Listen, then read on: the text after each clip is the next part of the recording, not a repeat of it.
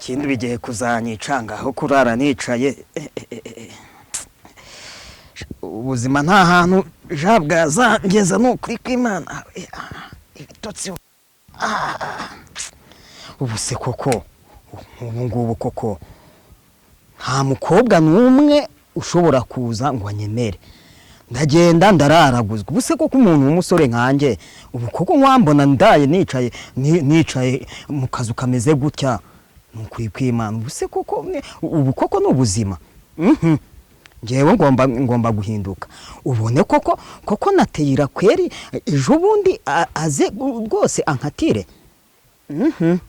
noneho nibutse rwa rushyi baheruka kunkubita buse koko